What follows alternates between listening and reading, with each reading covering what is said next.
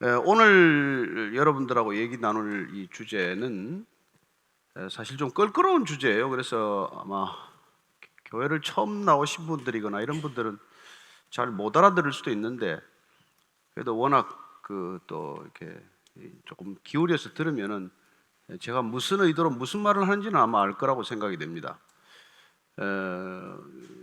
사실은 오늘 이 주제는 요새 이 감염하고 있는 이 병과 좀 관련이 된 거예요.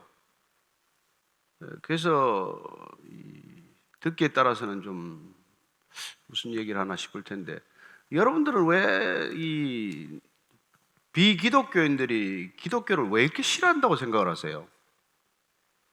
왜 교회를 그렇게 싫어한다고 생각을 하십니까? 저는 이 코로나 바이러스 사태를 보면서 뭐 그 사람이 한번 다녀가면 막 식당이 문을 닫고 백화점이 문을 닫고 이 지경이 되잖아요. 그만큼 이 바이러스 보균자에 대해서 이 혐오감을 가지고 있거나 두려워한단 말이에요. 근데 혹시 이 크리스찬이라는 사람들을 이 보균자 보듯이 보고 있는 건 아닌가? 저 사람들이 가까이 오면 우리가 감염될지 모른다, 이런 생각을 하거나, 아니면 잠재적인 어떤 본인들이 싫어하는, 우리는 무슨 보균자인지를 잘 모르는데 교회를 안 다니는 사람들, 크리스찬이 아닌 사람들은 이 우리가 가지고 있는 이 바이러스에 대해서 정확히 알고 있는 편이에요. 저 사람들끼리는 지금 감염이 되어 있다는 사실을 모른 채 지내고 있는데, 이 교회 들어가면 이상하게 가서 얼마 되지 않아서 그 병이 옮아가지고 환자가 된 줄도 모르고 이렇게 된단 말이에요. 그래서 아마 저는 예수님이 아니었으면, 이 사실을 가르쳐 주지 않았다면 저는 교회 오지도 않았을 사람이고 크리스찬이 아직 안 됐을 사람이에요. 근데 예수님께서 정확하게 이 종교인들이 흔히 다른 어떤 종교보다도 기독교인들이 가지기 쉬운 이 질병에 대해서 이 정확하게 진단하시고, 또 그 병을 가장 심하게 가지고 있어서 슈퍼 전파자로 지목한 사람들이 이 종교 전문가들이에요. 그래서 이 병은 예수님께서도 이미 지적하셨던 이 병은 주로 종교인들 중에서도 열심을 다 기울이는 종교인들한테 이 병균이 바이러스가 감염이 되어 있고, 그 중에서도 특별히 열심을 더 기울이는 사람들이 이 슈퍼 전파자 비슷해져서 그들이 새로 오는 새신자들한테 금방금방 이 바이러스를 확산을 시킨다는 것입니다. 오늘 우리가 읽고자 하는 이 누가복음 15장은 바로 예수님께서 이 교회를 다니는 사람들 내지는 기독교인들이 유독 가지기 쉬운 그 바이러스의 병에 대해서 정확하게 얘기를 해주시는 그런 비유예요. 우리는 이 비유를 갖다가 뭐 탕자의 비유 이렇게 말하죠. 그래서 오늘 예수님께서는 이 병을 확진하기 위해서 비유를 3가지를 먼저 들어주세요. 그리고 마지막에 4번째 에피소드가 들어가게 됩니다. 그래서 오늘 여러분들이 이 본문 말씀이 오늘 긴데, 어쨌든 여러분들이 이 병에 안 걸리려면, 이 보균자가 안 되려면 이걸 정확히 아셔야 된다는 겁니다. 그래서 오늘 본문이 좀 길고 분량이 많지만 저하고 이렇게 좀 또박또박 한번 같이 읽었으면 좋겠어요. 자, 누가복음 15장 전체를 한번 읽어볼 텐데, 자막을 통해서 한번 같이 읽으셨으면 좋겠어요. 자, 같이 읽습니다. 시작. 모든 세리와 죄인들이 말씀을 들으러 가까이 나아오니 바리새인과 서기관들이 수군거려 이르되, 이 사람이 죄인을 영접하고 음식을 같이 먹는다 하더라. 예수께서 그들에게 이 비유로 이르시되, 너희 중에 어떤 사람이 양 100마리가 있는데 그 중에 하나를 잃으면 99마리를 들에 두고 그 잃은 것을 찾아내기까지 찾아다니지 아니하겠느냐? 또 찾아낸 즉 즐거워 어깨에 메고 집에 와서 그 벗과 이웃을 불러 모으고 말하되, 나와 함께 즐기자, 나의 잃은 양을 찾아내었노라 하리라. 내가 너희에게 이르노니 이와 같이 죄인 한 사람이 회개하면 하늘에서는 회개할 것 없는 의인 99으로 말미암아 기뻐하는 것보다 더하리라. 어떤 여자가 10드라크마가 있는데 하나를 잃으면 등불을 켜고 집을 쓸며 찾아내기까지 부지런히 찾지 아니하겠느냐? 또 찾아낸 적 벗과 이웃을 불러 모으고 말하되 나와 함께 즐기자. 이런 드라크마를 찾아내었노라 하리라. 내가 너희에게 이르노니 이와 같이 죄인 한 사람이 회개하면 하나님의 사자들 앞에서 기쁨이 되느니라. 또 이르시되 어떤 사람에게 두 아들이 있는데 그 둘째가 아버지에게 말하되 아버지여 재산 중에서 내게 돌아올 분깃을 내게 주소서 하는지라. 아버지가 그 살림을 각각 나눠 주었더니 그 후 며칠이 안 되어 둘째 아들이 재물을 다 모아가지고 먼 나라에 가 거기서 허랑방탕하여 그 재산을 낭비하더니 다 없앤 후 그 나라에 크게 흉년이 들어 그가 비로소 궁핍한지라. 가서 그 나라 백성 중 한 사람에게 붙여 사니 그가 그를 들러보내어 돼지를 치게 하였는데 그가 돼지 먹는 지엽 열매로 배를 채우고자 하되 주는 자가 없는지라. 이에 스스로 돌이켜 이르되 내 아버지에게는 양식이 풍족한 품꾼이 얼마나 많은가. 나는 여기서 줄여 죽는구나. 내가 일어나 아버지께 가서 이르기를 아버지 내가 하늘과 아버지께 죄를 지었사오니 지금부터는 아버지의 아들이라 일컬음을 감당하지 못하겠나이다. 나를 품꾼의 하나로 보소서 하리라 하고 이에 일어나서 아버지께로 돌아가니라.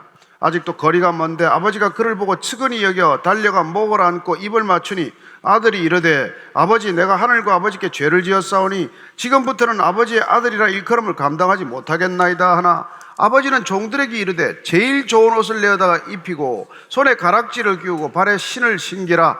그리고 살진 송아지를 끌어다가 잡으라. 우리가 먹고 즐기자. 이내 아들은 죽었다가 다시 살아났으며 내가 잃었다가 다시 얻었노라 하니 그들이 즐거워하더라. 맏아들은 밭에 있다가 돌아와 집에 가까이 왔을 때에 풍악과 춤추는 소리를 듣고 한 종을 불러 이 무슨 일인가 물었는데 대답하되 당신의 동생이 돌아왔으며 당신의 아버지가 건강한 그를 다시 맞아들이게 됨으로 인하여 살찐 송아지를 잡았나이다 하니 그가 노하여 들어가고자 하지 아니하거늘 아버지가 나와서 권한대 아버지께 대답하여 이르되 내가 여러 해 아버지를 섬겨 명을 어김이 없거늘 내게는 염소 새끼라도 주어 나와 내 벗으로 즐기게 하신 일이 없더니 아버지의 살림을 창녀들과 함께 삼켜버린 이 아들이 돌아오매 이를 위하여 살찐 송아지를 잡으셨나이다. 아버지가 이르되 예 너는 항상 나와 함께 있으니 내 것이다 내 것이로되 이 내 동생은 죽었다가 살아났으며 내가 잃었다가 얻었기로 우리가 즐거워하고 기뻐하는 것이 마땅하다 하니라. 이게 지금 세 번째 얘기는 좀 분량이 많지만 이걸 쪼개면 두 얘기가 결쳐져 있어요. 근데 이제 오늘 이 얘기에 발단이 되는 것은 여러분들이 기억을 하셔야 하는데 예수님을 따르는 제자들 중에서도 좀 예수님이 누군지 사실 정확히 모르는 거죠. 그리고 또 어떤 이렇게 종교인들은 예수님에 대해서 비판적인 생각을 버리지 않았습니다. 예수님이 우리가 지금은 그렇게 다들 참 많이 섬기지만 그 당시에는 예수님을 보고 존경할 만한 사람이 그렇게 많지 않았어요. 왜냐하면 출신이 우선 시골 갈릴리 출신이었기 때문에 이렇게 예루살렘이나 기존 종교의 틀 안에 있는 사람들은 도대체 이 사람이 누구냐? 그가 기적을 일으키고 사람들한테 주목을 받게 됨으로써 비로소 드러난 사람이지 그전에는 누구도 눈길을 주고 싶지 않은 사람이었어요. 근데 어쨌건 이 예수님을 따르는 무리가 점점 많아지면서 관심의 대상이 되고 포커스를 받게 된 것이죠. 근데 문제는 이 사람이 이제 랍비, 선생님이라고 이제 호칭을 받게 되고 많은 사람들이 선생님 그렇게 가르침을 구하기도 하고 또 기적을 받아서 병이 낫기도 하고 눈먼 사람이 눈도 뜨고 또 38년 된 불치병 환자가 낫기도 하고 심지어 죽은 나사로가 살아났다기도 하고 이런저런 많은 일들로 해서 예수님을 인정하기도 어렵고 무시하기도 어려운 상태에 이르는 거예요. 근데 그들 중에서 가장 기분이 나쁜 것은 이분이 주로 어울리는 사람들이 좀 격에 맞는 사람들하고 어울리면 좋은데 이게 늘 좀 그 당시에는 사람 취급을 하지 않던 사람들을 자주 만나고 가까이 둔다는 게 문제란 말이에요. 그 당시 유대 사회에서는 가장 싫어하는 두 직업이 있다면은 세리, 세무 공무원하고 이 창녀란 말이에요. 이런 사람들은 도저히 이렇게 섞여서 안 될 사람이에요. 말도 섞여서는 안 되고 시선을 주고받아도 안 될 사람으로 여겼는데 예수님은 이런 사람들하고도 서스럼없이 얘기를 하고 그 집에 가서 식사도 하고 그러니 이게 기존 종교인들이 보기에는 도대체 저 사람은 왜 저렇게 어울리나? 왜 저렇게 해서 우리의 격을 떨어뜨리나? 저런 자를 어떻게 선생님이라고 부르나? 저런 사람을 어떻게 지도자라고 우리가 말할 수 있나? 이제 이런 불만들이 가득한 사람들이에요. 그래서 오늘도 이 얘기의 본질이 되는 것은 그들이 예수님에 대해서 고가운 생각을 버리지 않고 있는 것을 예수님이 아시고 지금 이 종교인들의 머릿속에 뭐가 들어있는지를 지금 예수님께서 한번 확 펼쳐 보여주듯이 이 비유를 들어서 지금 말씀을 시작하신 거예요. 자, 첫 번째 비유는 잘 아시는 대로 양 100마리가 있는데 한 마리가 우리를 뛰쳐나갔어요. 아니, 그래서 이 목자가 나가서 그 잃어버린 양을 기어이 찾아가지고 메고 오면 얼마나 좋아하겠느냐. 하늘에서는 잃어버린 한 죄인이 돌아오는 것을 그렇게 기뻐한다, 이런 비유로 말씀을 하신 거예요. 두 번째는 이제 은화가 10개 있는데 안방 마님이 은화를 하나 잃어버렸단다. 그니 불을 켜가지고 그냥 장롱 밑을 샅샅이 뒤지고 온 집안을 뒤져서라도 그 은전 한 개를 기어이 찾지 않겠느냐. 그러면 찾은 기쁨에 친구들 불러서 밥이라도 한번 사지 않겠냐. 아들이 둘 있는데 이게 둘째가 좀 말썽을 피워가지고 아버지는 멀쩡히 눈 뜨고 있는데 자꾸 유산을 요구하더니 가지고 가서 다 허랑방탕하게 유산을 탕진하고 어느 날 완전히 알거지가 돼가지고 초라한 행색으로 집에 돌아왔는데 아버지가 잃어버린 아들이 살아서 돌아온 것처럼 반기는 게 당연하지 않느냐. 자, 새 얘기의 주제는 뭐예요? 잃어버렸다가 찾았을 때 얼마나 기쁜 일이냐. 아니, 양 한 마리 잃었다가 찾아도 기쁘고 은화를 하나 잃어버렸다가 찾아도 기쁜데 아들이 집을 나갔다가 죽었는지 살았는지도 소식이 없다가 돌아오면 얼마나 기뻐야 마땅하냐. 그렇습니다. 나갔다가 돌아온 사람을 기뻐하는 것이 마땅한데 네 번째 얘기는 뭐예요? 이 집 나간 동생의 형, 집안에서 한 번도 아버지 속을 썩이지 않고 아버지가 하라는 일은 또박또박 다 명령대로 하고 그리고 아버지의 재산을 지키기 위해서 나름대로 애를 쓰고 동생이 그렇게 나갔을 때 속이 썩지만은 그냥 아버지가 주워서 내보내니까 말도 못하고 그냥 있었는데 아니, 이 녀석이 돈 다 까먹고 들어왔는데 아버지가 정신 나간 이 아버지가 그 아들을 위해서 송아지를 잡아서 잔치를 벌이다니 이게 말이 됩니까, 아버지? 나를 위해서는 내가 집에서 이렇게 이 고생을 하고 아버지를 모시고 아버지를 위해서 고생을 아끼지 않은데 나한테는 염소 새끼 한 마리 안 잡아주고 친구가 와도 변변히 밥 한 번 안 차려주더니 뭐입니까? 도대체 이게 뭐 하는 짓이에요? 나는 그 잔치에 못 들어가겠습니다. 예를 들어서 지금 이렇게 이제 화가 난 거예요. 이 얘기를 덧붙인 이유가 뭐겠어요? 예수님께서는 이 지금 첫 번째 형 얘기를 하기 위해서 돌아온 두 번째 아들 얘기까지 한 거 아니에요. 근데 대부분은 우리가 성경을 읽는 사람들이 이 돌아온 아들의 초점이 많아. 특히 저같이 이제 좀 술도 좀 마시고 세상에서 이짓저짓 하다가 교회 온 사람들은 꼭 자기를 빗대서 자기가 돌아온 탕자라는 자기 처지에 맞춰서 돌아온 탕자 여기에 초점을 맞추는데 어떤 목사, 팀 켈러 목사님 같은 분은 아버지의 사랑에 초점을 맞춰요. 그래서 그분은 돌아온 탕자라는 책을 쓴 게 아니라 탕부 하나님이라는 책을 썼어요. 방탕하다는 뜻의 영어 단어가 prodigal인데 prodigal son이라고 하는 이 말에서 패러디를 해서 하나님을 방탕한 하나님, prodigal God이라고 이름을 붙여서 책을 썼어요. 내용인즉슨 하나님의 사랑은 그렇게 허비하는 사랑, 그냥 쏟아버리듯이 낭비하는 사랑, 그냥 하찮게 버리듯이 그렇게 사랑을 쏟아붓는 그 사랑에다가 초점을 맞춘 것이죠. 그래서 아버지는 그렇게 잃어버린 한 영혼, 타락했지만은 그러나 그 죄로부터 돌이키는 한 이 영혼을 아낌없이 그냥 사랑스럽게 맞아줄 만큼 풍성한 사랑을 가진 아버지. 그래서 마치 허랑방탕하게 돈을 써버리는 것처럼 허랑방탕하게 사랑을 쏟아버리는 이 아버지의 사랑에 초점을 맞춰서 prodigal father, prodigal God이라고 하는데 초점을 맞췄어요. 또 한 사람 유진 피터슨 목사님 돌아가신 분이죠. 그분은 어디다 초점을 맞췄는가? 이 얘기 본질에 포커스를 맞춰야 된다 이거죠. 이 얘기는 앞에 잃어버린 영혼에 대한 얘기, 잃어버린 양, 잃어버린 은화, 잃어버린 아들이 돌아온 이 모든 이 얘기는 잃어버리지 않았지만 사실은 잃어버린 적이 없지만 그러나 이 아들이 지금 가지고 있는 문제가 뭔지를 드러내기 위해서 앞에 비유로 설명한 것밖에 아니잖아요. 그래서 당연히 우리는 이 집에 있는 아들, 첫째 아들, 큰 아들이 무슨 문제를 지니고 있는지에 초점을 맞춰야 된다는 그 얘기예요. 왜 이 아들은 동생이 돌아왔는데 기뻐할 줄 모르나? 왜 아버지가 이 작은 아들이 집을 나갔을 때 단 한 번도 아버지의 마음을 헤아리지 않고, 아버지가 직접 이 아들을 찾아 나선 적은 없지만 큰 아들이라면, 아버지의 마음을 아는 그런 아들이라면 아버지의 마음을 헤아려서라도 동생을 한번 멀리까지 찾아가보는 그런 수고를 아끼지 말았어야 마땅한 이 아들이 동생이 죽었는지 살았는지 관심도 없고 알턴 이가 빠진 것처럼 그냥 안 보고 사니까 속이 시원하다고 생각해버린 이런 아들의 심정은 도대체 어떻게 된 심정이냐 이 말이죠. 왜 이 아들은 이렇게 됐냐는 것입니다. 왜 아버지의 마음을 모르는 아들이 되어버렸냐는 것이죠. 이 병이 뭐냐 이겁니다. 이 병이. 그래서 그 유진 피터슨 목사님은 이 큰아들이 앓고 있는 병을 하나 이름을 지었어요. 그 병의 이름이 뭐냐면, 조금 어려운 단어지만은 유세베이제닉이라는 말을 만든 거예요.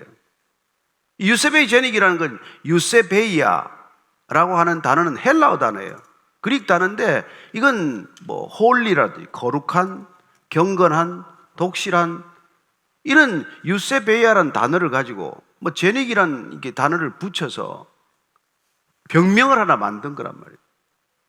경건병, 거룩병이라는 병을 만들었어요. 근데 이분이 이 병명을 만든 이 사이트를, 이렇게 아이디어를 어디서 얻었는가 하니까 병원에 갔다가 병을 얻는 사람들로부터서 그 병명을 얻었어요. 병원에 가서 병을 일컷 나으러 갔는데 자기가 앓고 있는 병은 나았는데 엉뚱한 병을 하나 얻는 거예요. 그걸 의원병이라 그래요. 영어로는 아이아트로제닉이라 그래요. 아이아트로제닉. 그것도 헬라어 아이아트로스, 이아트로스라는 단어에서 왔어요. 이아트로스는 이렇게 뭐 이렇게 닥터, 의사, 또 혹은 치유자 이런 말이에요. 이아트로스라는 게. 근데 거기에다 또 제닉을 붙여서 이아트로제닉 하면 이건 의사병, 의원병. 아니 일껏 병 나으러 갔는데 그 병을 고치다가 다른 병을 하나 이렇게 걸리게 되는 거예요. 이 병원에서 지금 심각하게 일어나고 있는 현상 중에 하나입니다. 그 자칫 잘못하면 병원 가서 병을 얻잖아요.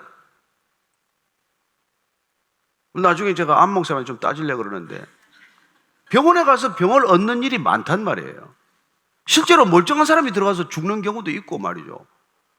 이거 별거 아닌데 그 병으로 들어갔다가 큰 병을 앓았는데, 실제로 이 유진 피터슨 목사님이 관절염 수술을 받으러 갔다가 관절염은 몇 달 만에 나았어요. 수술하고 완치가 되었는데 거기 치유받는 과정에서 포도상규군에 감염이 되어서 1년 6개월 동안 죽다가 살아난 사람이에요. 그래서 그분이 그 병을 직접 알았기 때문에 이 의원병, 이아트로제닉이라고 하는 병에 대해서 그분이 이걸 병명을 알고 나서, 아니 오늘날 교회가 혹시 이 의원병 같은 이런 병을 사람들에게 감염시키고 있는 건 아닐까 하는 생각을 하기 시작한 거예요. 특별히 이 누가복음 15장을 읽으면서, 아니 우리가 구원받겠다고 교회 왔는데, 일껏 구원은 받았는데 예배도 드리고 찬양도 하고 성경 말씀도 읽고 무슨 이런저런 모임도 가지고 무슨 구제도 하고 봉사도 하고 아우리치도 가고 별 종교적인 활동을 하고 있는데, 근데 시간이 지나면 점점 무슨 병이 생기냐면은 상대적으로 나는 의롭다고 하는 그런 자각이 생기면서 교회 안 다니는 사람들은 보기를 마치 벌레 보듯이 보건지, 아니면 같은 교회에서도 저 사람은 주일 성수도 하지 않는 사람, 저 사람은 아직까지 성경 한번 제대로 읽지 않은 사람, 저 사람은 새벽 예배 한번 제대로 안 나온 사람, 그렇게 늘 판단하고 정죄를 하면서 자기 자신은 상대적으로 더 의롭다고 착각하는 이 이상한 병에 걸리기 시작한단 말이에요. 그 병 때문에 자기도 기쁨을 잃어버릴 뿐만 아니라 다른 사람에게도 점점 혐오감을 주는 그런 이 감염 보균자가 되고 만다는 거예요. 그래서 이 병의 이름을 자기는 그렇게 경건병이라고 지었지만 예수님께서는 그 병명을 붙이지는 않으셨지만 정확하게 이 종교인들, 종교 전문가들, 바리새인들이나 대제사장이나 제사장이나 서기관들이나 율법학자나 이 그냥 하나님 주변에서 그냥 하나님 이름을 입만 열면 덜먹이는 이 사람들이 하나님을 독점하다시피 하고 의로움을 독점하다시피 해서 다른 사람들을 보기를 늘 하찮게 보고 심지어 하나님이 아들로 왔지만 예수님을 보는 것조차도 마땅치 않게 보다가 결국은 십자가에 못 박아 죽이는 이런 이해할 수 없는 행동들을 하는 특이한 존재가 되고 말았다는 것이죠. 저는 오늘 우리가 이 누가복음 15장의 비유를, 연속되는 비유를 들으면서 과연 이 시대 우리는 이런 질병과 상관이 없을까? 이 시대 교회는 이런 병과 관련이 없을까? 왜 사람들이 그냥 교회에 대해서 비판적인 그 팩트만 가지고 자꾸 반론을 펴려고 그러나? 예수님께는 항상 우리 자신을 들여다보다고 했는데 이 종교인들은, 자기 의가 강한 사람들은 자기는 절대로 들여다보지 않아요. 들여다봐도 내가 그런 병에 감염되어 있다는 생각조차 하지 않아요. 그리고 늘 다른 사람들을 그렇게 비판하는 것이죠. 형식적으로는 뭐 들여다보는 채 하죠. 그래서 뭐 대표기도 하라 그러면은 뭐 일주일간 죄반 짓고 왔습니다. 이 죄인 용서하십시오. 이런 형식적인 기도는 매일같이 하는데 실제로 단 한 번도 내가 잃어버린 적이 없다고 생각하는 이 고약한 병에 걸려 있다는 거예요. 예수님께서는 이 잃어버린 것들을 얘기하면서 누가 잃어버린 자인가? 누가 하나님으로부터 잃어버린 바 되었는가? 바로 너희들이다. 이 얘기를 지금 하고 계신 거란 말이에요. 교회를 안 나오는 밖에 있는 사람들이 잃어버린 자가 아니라 한 번도 잃어버렸다는 생각조차 하지 못한 사람들, 특별히 저런 우리 안 목사님 같은 모태신앙인들, 아버님이 목회를 하셨으니까 본인이 죄를 지은 게 뭐 있겠어요? 기억나는 죄가 별로 없는데 기껏 예배 조금 늦게 온 것, 헌금 조금 해가지고 알사탕 하나 사 먹은 적 있나 모르겠네. 아무리 생각해도 죄를 지은 게 없단 말이에요. 무슨 살인죄를 지었습니까? 간음죄를 지었습니까? 무슨 큰 죄를 지었어요? 문제는 그러나 단 한 번도 그런 심각한 죄를 지은 적이 없기 때문에 내가 하나님을 간절히 사모할 이유도 없단 말이에요.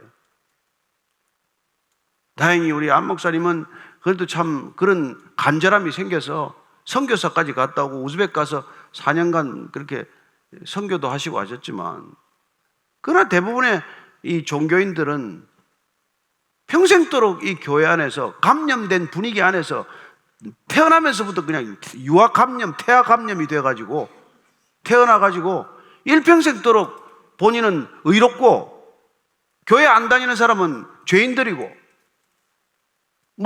장로나 목사나 되는 직분을 가지면 더 의롭고 새신자들은 덜 의롭고 이런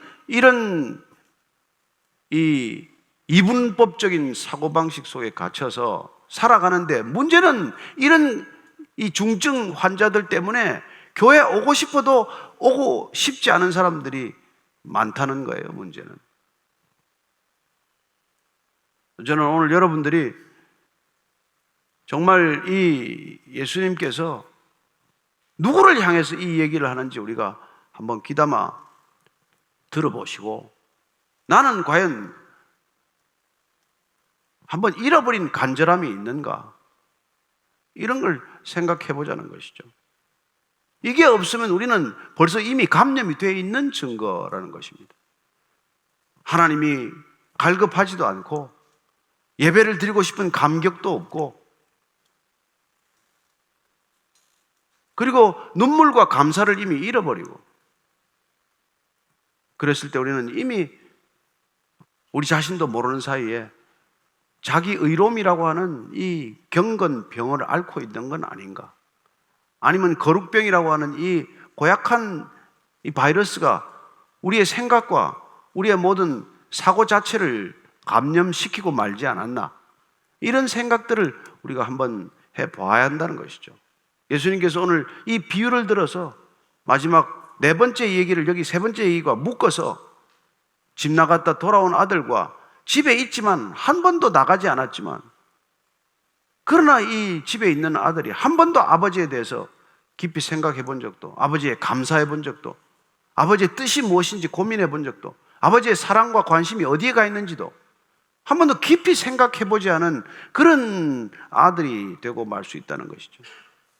그 작년에 우리가 이 예배를 한 달에 한 번만 여기 모이고 흩어지지 않은 것은 정말 하나님이 어디를 쳐다보고 계신가?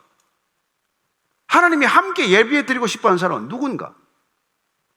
하나님이 찾아가서 복음을 전하고 싶어 하는 자는 누군가? 그런 것들을 우리가 한번 경험해 보자고 그런 결단을 한 거란 말이에요. 그렇게라도 우리가 충격을 받지 않으면 그냥 우리끼리 여기 매주 모이는 게 좋기 때문에, 그냥 일주일에 한 번 왔다 갔다 하는 걸로 나는 좋은 그리스도인이라고 착각하기 때문에, 그저 헌금 좀 하고 때로는 봉사 좀 하고 하면은 나는 괜찮은 그리스도인인 것처럼 착각하고 살아가는, 그래서 점점 나는 더 의로워지고 다른 사람들은 점점 덜 의로운 것처럼 그렇게 우리가 오해하는 기이한 종교인들로 변해가기 때문에 이게 유독 다른 종교에서는 이렇게 심각하지 않은데 어찌된 일인지 이 거룩을 말하는 기독교인들한테는 이 병이 심각하단 말이에요. 뭐가 거룩한지를 다 놓쳐버린 거란 말이에요. 다른 사람보다 사람에게 더 배려하고 더 사랑하고 더 세심하게 누군가를 품을 줄 알고 툭 튄 마음, 열린 마음으로 사람을 받아들일 줄 알고, 그게 구별된 삶, 그게 진정한 거룩인데 그런 거룩은 하나도 오간데가 없고 그냥 종교적이고 의식적이고 형식적인 그냥 이런 종교적 행사 속에서의 거룩에 익숙해져 버리면 여러분들은 무슨 병에 걸렸는지도 모르고 그냥 그 병에 영혼이 병들어간단 말이에요. 그래서 우리의 영혼은 점차 더 그냥 썩어 문드러질지도 모를 것이죠.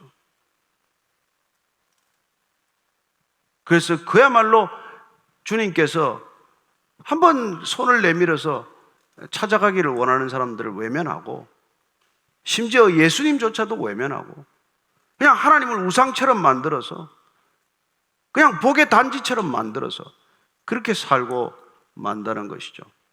따라서 저와 여러분들이 오늘 예수님께서 이 땅에 오셔서 이 병을 확진하러 오셨다는 것을 아셔야 합니다. 그래서 예수님께서는 다른 사람들한테는 아무 얘기하지 않으셨어요.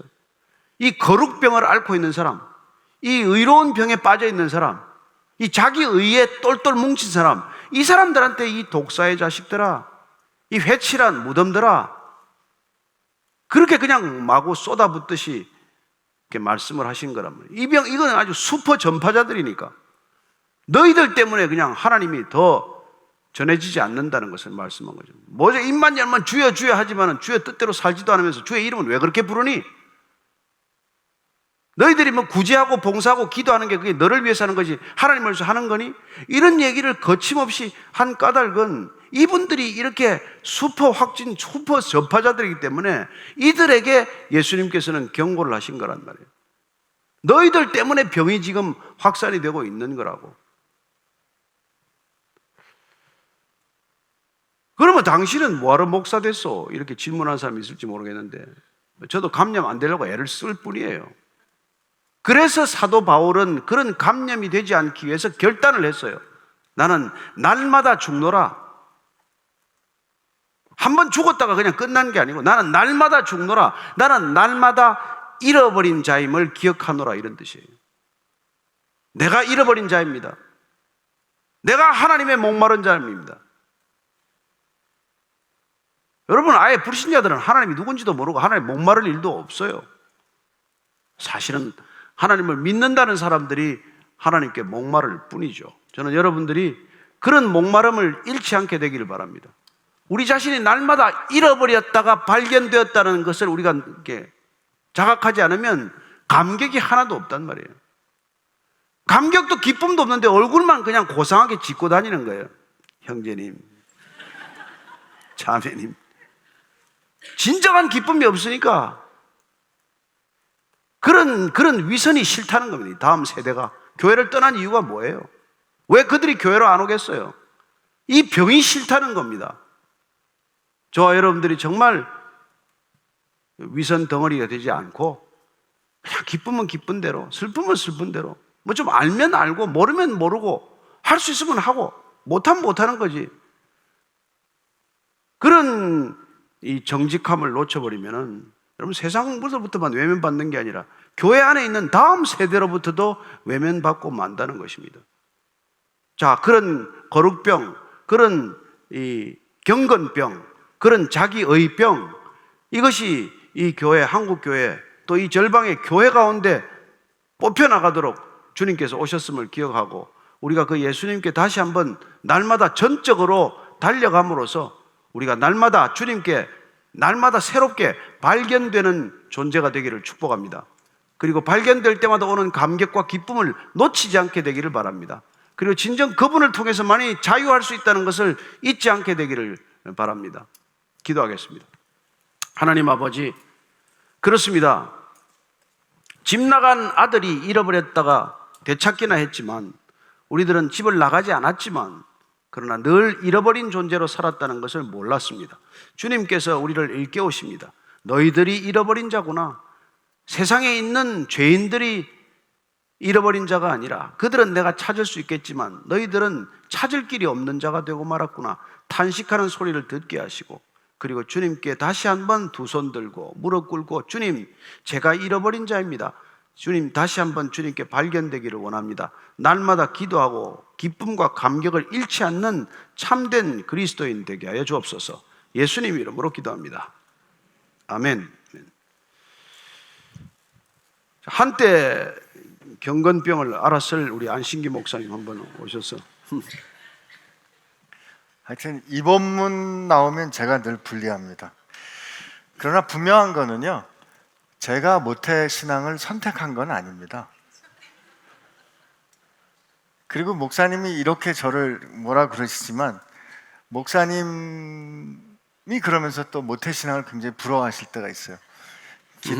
평생 기도해 주시는 부모님을 또 이렇게. 맞습니다. 예. 저는 솔직히 이 본문 말씀 들을 때 늘 목사님 진단이 정말 저의 경우에 딱 맞는 게 동전 10개 중에 하나 잃어버렸는데 그 동전 다시 찾고 잔치하면 하나 찾은 것보다 돈을 더 쓰는 거 아닌가 이런 생각이 늘 들었었거든요. 그냥 하나 잘 찾으면 되지 그걸 왜 또 돈을 쓰냐고요. 근데 제가 아무리 애를 써도 아무리 노력을 해도 기준에 못 맞추겠다는 생각이 선교지 나가려고 준비할 때 들었어요. 그때 정말 하나님 앞에서 제대로 한번 절망하고 나는 도저히 내 힘으로는 안 되는구나. 그걸 알고 나서 이제 저도 잃어버린 사람이라는 걸 깨닫게 된 거죠. 제가 잃어버린 거 아니까 잔치해 주신 주인이 얼마나 감사한지. 예, 그런 뜻에서 이걸 신앙의 열정이 넘치시는 저희 어머니는 가끔 저나 제 누나가 클럽 음악을 좋아하거나 수면제를 먹으면 악한 영 들린 것 같다고 하시는데 부모가 자녀에게 악한 영이 들렸다고 하는 게 과연 사랑일까요? 아니 뭐 남의 자식한테는 그런 얘기 안 하시겠죠. 내 자식이니까 그렇게 하는데 예수님도 베드로한테 사탄아 물러가라 그러지 않았어요. 예수님이 제자 아니었으면 그런 얘기 안 하실 거예요. 근데 저는 사랑하기 때문에 나무랄 수 있고 야단칠 수 있다고 믿습니다. 근데 이제 그게 깨달아지는 때가 있고 안 깨달아지는 때가 있단 말이에요. 그러니까 그럴 때는 어머님이 좀 지혜로우면 좋겠죠. 그렇지만은 아들이 그렇게 아들된 입장에서 늘 어머니의 언어를 듣지 말고 어머니의 태도를 보라는 말이 있잖아요. 말은 어머니가 거칠게 할지 모르겠지만은 그 마음의 태도는 늘 자식이 나보다도 더 중하기 때문에 나 자신보다도 이렇게 자녀를 더 사랑하는 게 어머니 말고는 없어요. 그 어머니를 다 이제 떠나보내고 나면 알게 될 터인데 지금 그 마음을 깨닫게 되면 얼마나 좋을까요? 아니 이분은 지금 혹시 우리 어머니가 그 경건병 걸리신 거 아니냐 이런 질문인 것 같은데. 근데 뭐 약을 먹는다면 가끔 먹는다는 것 같아요. 가끔이라도 먹지 말고 그 저기 잠이 안 오거나 하면 그냥 성경을 보세요. 성경 보면 반드시 졸립니다.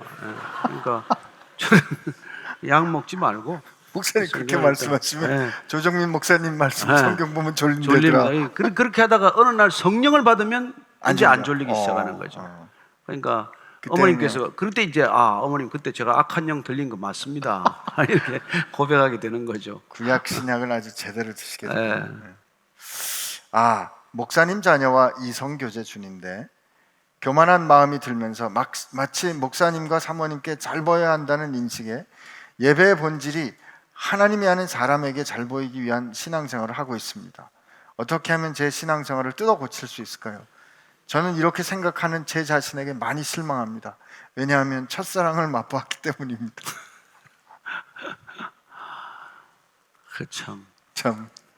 집을 나갔다 와야겠네. 근데 진짜 저는 그래요. 우리 하나님께서 참 이런 비유를 만드실 때 얼마나 이렇게 깊은 사랑이 있는지 모르겠어요. 예? 이 아버지가 살아있을 때 유산 달라는 건 이게 말이 안 되거든요. 네. 이스라엘에서는 돌에 맞아 죽어도 할 말이 없는 케이스예요.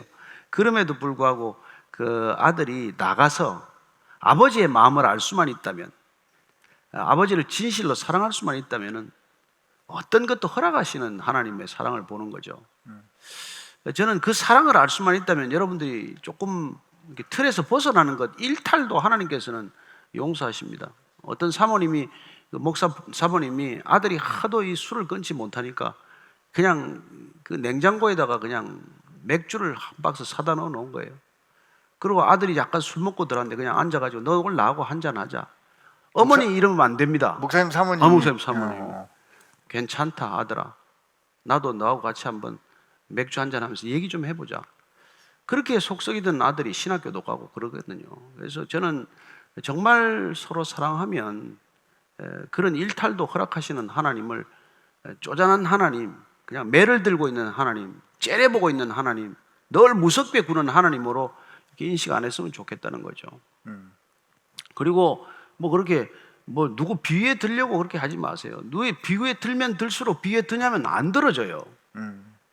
그게 문제입니다. 인간은 비유에 들고자 하는 사람들을 어뷰즈하기 시작한단 말이에요. 그 누구한테 이게 비유에 들려고 애를 쓰면 큰일 나요, 여러분.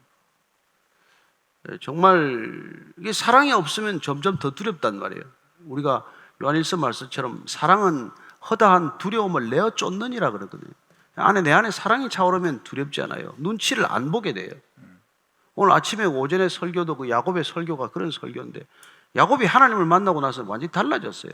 두려움이 사라졌어요. 당당해졌어요. 저는 여러분들이 정말 그때는 다른 도리가 없어요. 하나님을 깊이 묵상하고 하나님으로 채워지는 것밖에 다른 길이 없어요. 아니 근데 그 자매가 사랑스러우면 자매를 낳은 부모님도 감사하고 사랑스럽고 그런 거 아닌가요? 근데 실제로는 안 그렇잖아요. 문제는. 이렇게 너무 단언해서 말씀하시고. 아니 그러니까 시자 들어가면은 잘 안 가고 시드니도 안 가고 시애틀도 안 가고 그런다고. 그런 얘기가 그냥 나온 게 아니잖아요. 이 배우자는 좋은데 그 배우자를 이렇게 핸들링하고자 하고 여전히 집착하고 있는 부모에 대해서는 부담스러운 게 그건 사실이에요. 그래서 저는 이게 한국의 남자들의 가장 큰 문제는 부모를 떠나지 못하고 결혼하는 게 문제예요. 우리 성경적인 결혼은 부모를 떠나야 된단 말이에요. 그래야 진정으로 사랑할 수 있고 진정으로 독립된 가정이 탄생할 텐데 늘 부모가 돈이 있어도 자녀를 그냥 휘잡고 있고 돈이 그냥 그것도 있으면 자녀들이 안 떠나려고 거기에 또 이렇게 매여 있고 저는 좀 자녀들이 좀 단호해야 돼요. 결혼할 때는 배우자도 본인이 결단해야 되고 그리고 본인이 정말 정말 단칸방이 없더라도 혼자서 부모의 의지해서가 아니라 이렇게 둘이서 시작할 수 있는 그런 결단이 있어야 돼요. 그래야 그 둘만의 가정이 탄생한단 말이에요. 자꾸 그 부모 어른들의 눈치를 보고 어른들의 도움을 기대고 어른들이 주면 그냥 덥석덥석 받고 하다가 결국 문제가 다 얽히잖아요. 저는 그런 점에서 좀 캥거루족이 좀 사라졌으면 좋겠다 이 말입니다. 아멘입니다. 그러나 그럼에도 불구하고 시월드는 도저히 극복할 수 없다라는 이 세상 신화가 요새는 그렇지 않아요. 요새는 교회에서 좀 우리 믿는 사람들이 깼으면 좋겠어요. 요새는 장월드가 더 센 것 같아. 장인 장모가. 아 그래요? 예, 시자 요새 약해졌어요.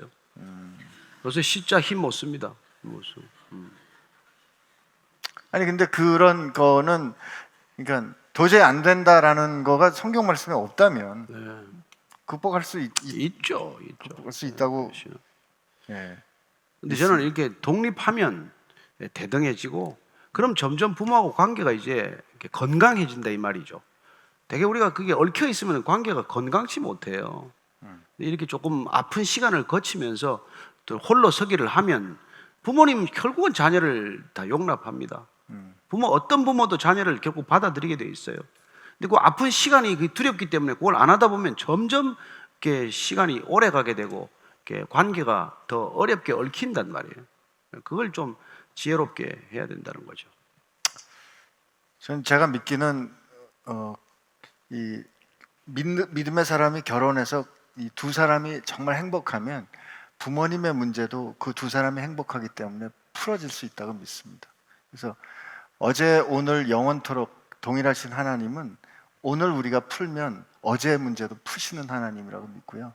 우리가 잘 행복할 때 부모님의 문제도 우리 때문에 행복해질 수 있다고 저는 믿습니다. 이게 늘 나오는 질문이긴 한데요.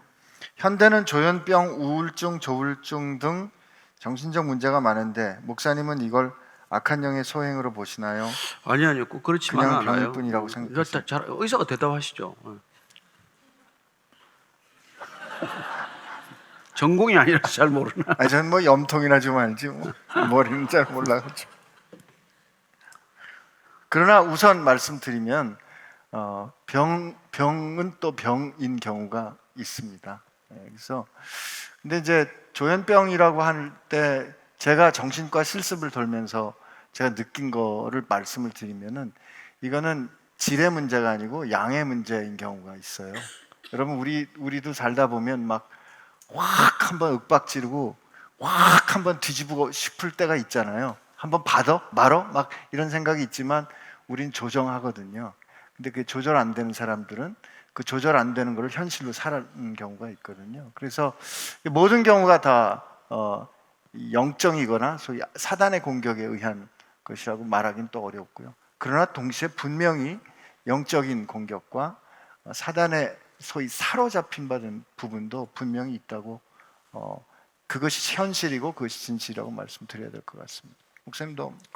저도 동감이에요. 저는 살인을 저질렀던 사람이나 이런 사람들 얘기를 들어보면 그냥 내가 어찌할 수 없는 힘에 사로잡혔던 고백을 해요. 그때 내 정신이 아니었습니다. 또 내 귀에다 대고 계속 사람을 죽이라는 속삭임을 듣고 그렇게 살인하게 되었다는 그런 이 고백을 듣게 되는데 저는 그래서 정말 성경을 이렇게 아침 저녁으로 좀 보라고 말씀드리는 거죠.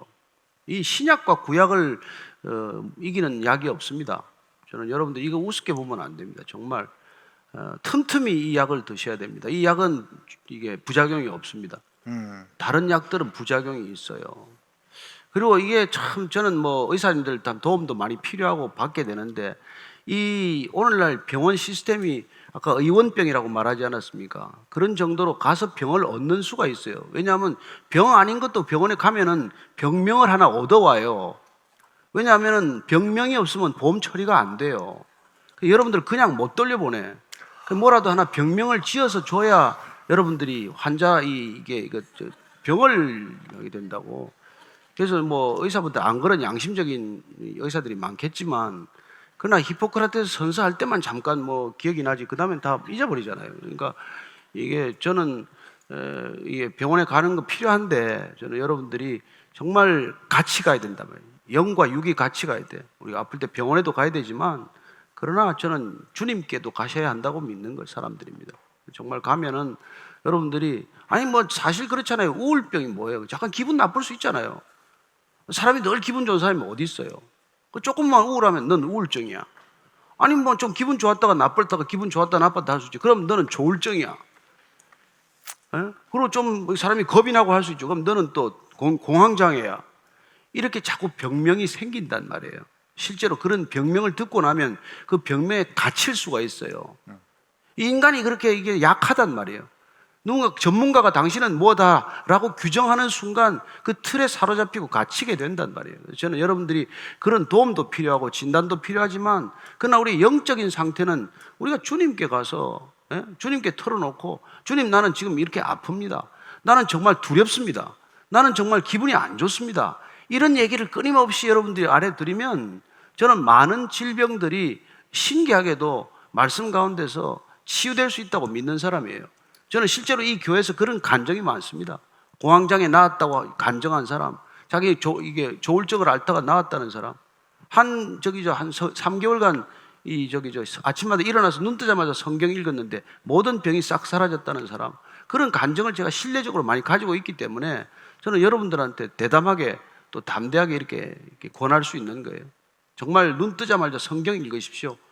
이게 카톡 보기 전에. 그러면 여러분들의 많은 질병이 저는 사라질 줄로 믿습니다.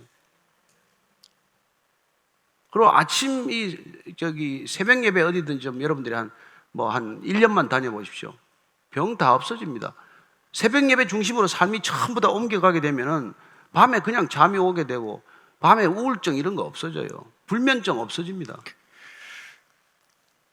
이분 8시, 9시 되면 주무세요. 그러고 보면 카톡이 새벽 3시에 와 있고 이런 일이 있는데 일찍 자고 일찍 일어나는 거죠. 아주 건강하신 분이에요. 김치 많이 먹고. 이런 거를 무슨 말을 못하게 하신다고? 이 밸런스 때문에 제가 말씀드리는데요. 그럼에도 불구하고 예수님 안에서 그렇게 기도하고 사랑함에도 불구하고 질병으로 고통당하는 경우도 있거든요.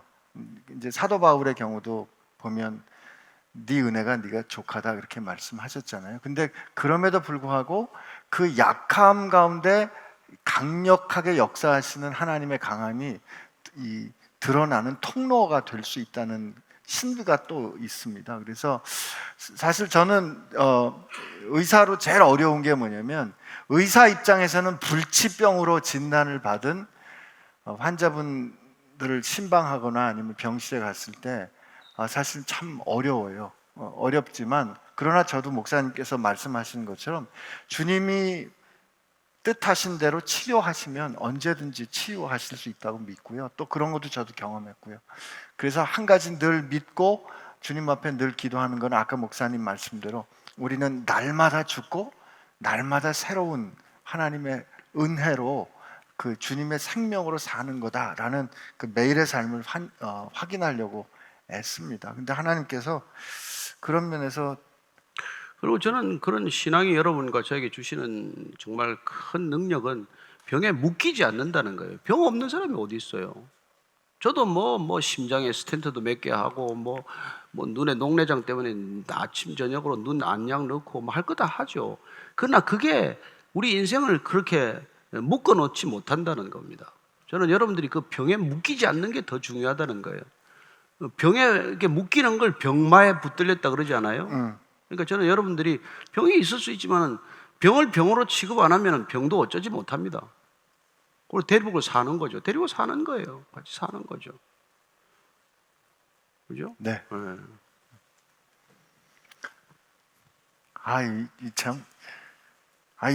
정말 이런 질문이 나올 줄은 몰랐는데 이게 아마 그냥 올라간 거기 때문에 제가 그냥 그대로 읽겠습니다. 부모님이 푸시하는 결혼을 해서 한 달 만에 결혼해서 10년을 살았습니다. 아이도 낳으라고 푸시해서 2명의 자녀를 두었어요. 아직도 애정이 없어 밖으로만 나돌게 되는데 이제라도 이혼하고 새 인생을 사는 게 맞을까요? 자녀를 위해서라도 사는 게 나을까요? 그래서 저는 이혼 상담가도 아니고 제가 결혼 상담소를 운영한 사람도 아니고 근데 저는 성경에 있는 대로만 얘기하는 거죠. 근데 예수님을 안 만나면 그렇게 연애 결혼을 했건 중매 결혼을 했건 결혼이 궁극적인 답이 안 돼요. 또 이게 그러니까 저는 제일 중요한 게 인생의 모든 문제를 근원적으로 해결하면은 지엽적인 문제는 풀린다라는 생각을 가지고 있어요. 실제로 경험한 일입니다.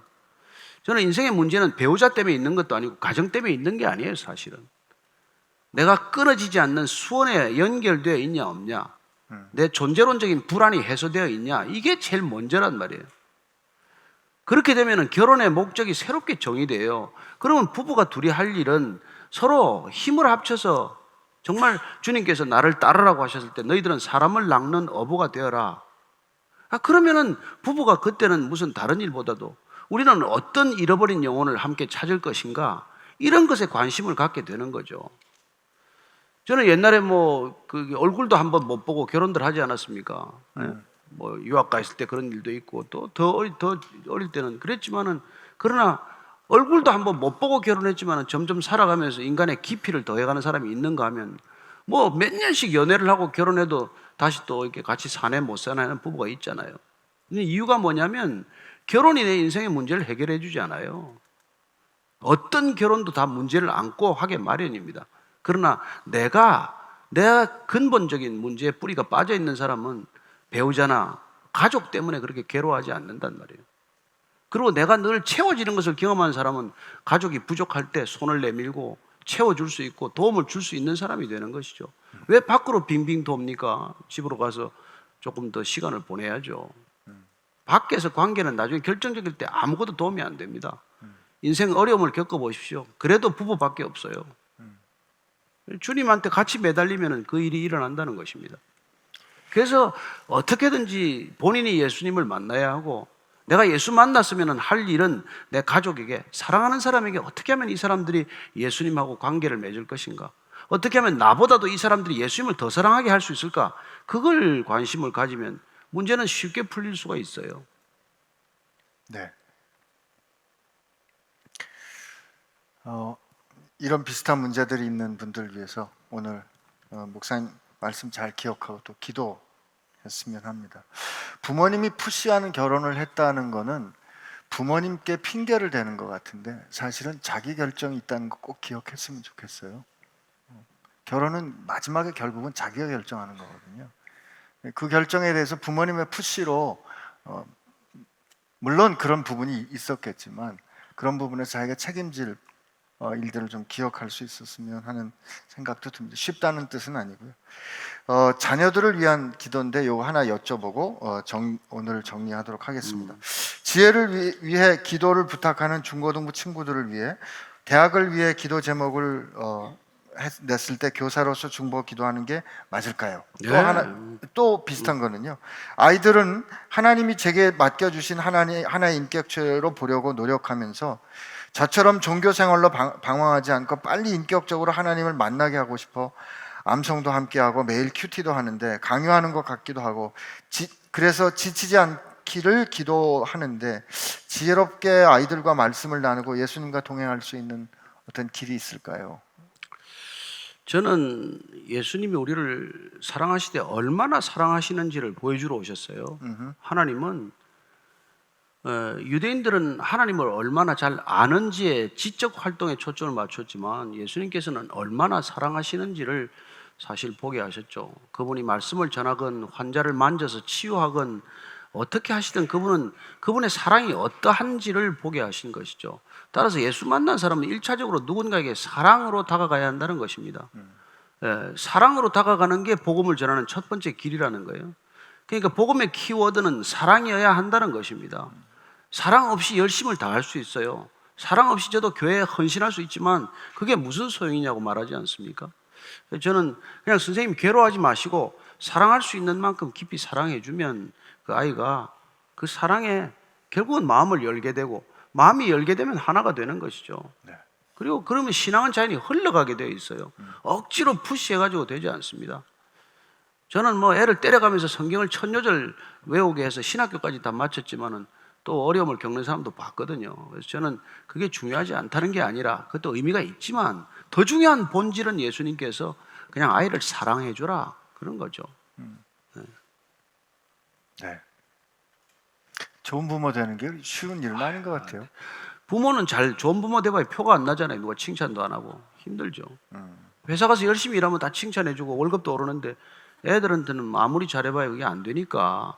그러나 내가 돈을 받거나 뭐 이런 게 아니라 내가 뭐 아낌없이 쏟아도 아무 흔적도 안 나는 일을 통해서 인간은 성숙한다는 것입니다.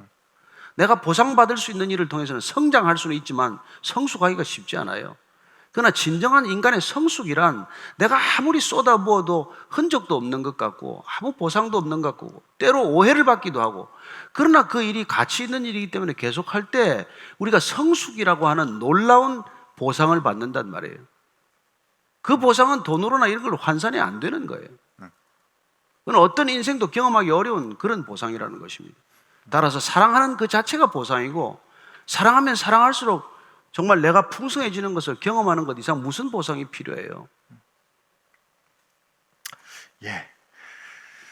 한 가지 이 모태 신앙 출신으로 좀 이렇게 권고를 좀 하고 싶은데요. 삐진 거 아니죠? 아닙니다. 그 부모님들이 큐티하고 기도해주고 하는 거 정말 좋거든요. 근데 그렇게 하시다가 고3 됐을 때 너 대학 가야지. 무슨 중고등부야? 왜냐면 모태신앙들은 중고등부 회장도 하고 그러거든요. 네가 지금 공부해야지 무슨 중고등부 회장이야. 넌 대학 가면 교회 다녀 라고 부모님이 결정하는 순간 이제까지 했던 모든 큐티와 모든 기도는 아무 가치가 없어집니다. 100마디 말보다 한 가지 중요한 결정이 저는 자녀들이 배운다고 생각하고요. 결정적인 순간에 하나님 앞에 나가는 게 제일 소중하다라는 것을 엄마 아빠가 견지해 줘야 아이들이 그걸 따라갈 수 있지. 아니면 그냥 무너집니다. 그래서 특히 모태신앙 부모님들은 그거 잘 해주시고요. 애들 중고등부 회장, 저 중고등부 회장 출신이거든요. 괜찮습니다. 참 일찍 회장했네. 제가 다 해봤어요. 중등부 회장, 고등부 회장, 목사 아들은 다 시켜주는 거예요. 맞아요. 조그만 그것도 다 교회에서. 백이야, 백. 뭐 인정. 네, 끝내야 될 것 같습니다. 네.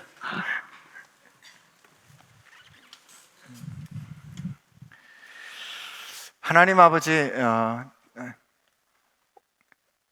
저희가 여러 번 들은 말씀이고 또 오늘 다시 들었는데, 그래도 한편 그 하나님 아버지의 사랑이 이렇다라고 말씀해 주시는 주님 그 마음을 다 헤아리지 못하는 것이 제 솔직한 고백입니다. 어떻게 아버지 재산을 가지고 나가서 저 창기들하고 다 룸사롱 가가지고 다 써버리고 인생 다 망가진 그런 자식이 돌아왔는데 어떻게 그렇게 기뻐할 수 있는가? 하나님, 우리가 가진 그 알량한 도덕적인 생각과 공로심 때문에 인정하기 어려운 것이 우리의 경험이고 또 우리의 헤아림입니다. 여전히 교회 가운데 그런 헤아림과 우리의 가정 가운데, 우리의 직장 가운데 그런 헤아림이 있습니다. 그러나 하나님 앞에서 정직하게 제 자신과 우리 자신의 모습을 돌이켜 보니까 하나님, 우리야말로 불치병에 걸린, 우리야말로 형편없이 어쩔 수 없는, 희망은 하나도 없는 고집불통의 문제 말썽꾸러기인 것을 발견합니다. 이런 우리를 조건 없이 그냥 먼저 사랑해 주시고 당신의 생명을 주어 사랑하신 그 하나님의 마음을 조금이라도 헤아려 갖는, 그 아버지의 마음을 조금이라도 헤아려 가지는 하나님의 자녀들 되게 하여 주옵소서. 세상이 참 거칠고 아파하는데 그 거칠고 아파하는 세상을 향해서 우리에게 부어진, 넘치도록 부어진 이 주님의 사랑을 되비치는, 받은 것을 나누는, 흘려보내는 저희들 되게 하여 주옵소서.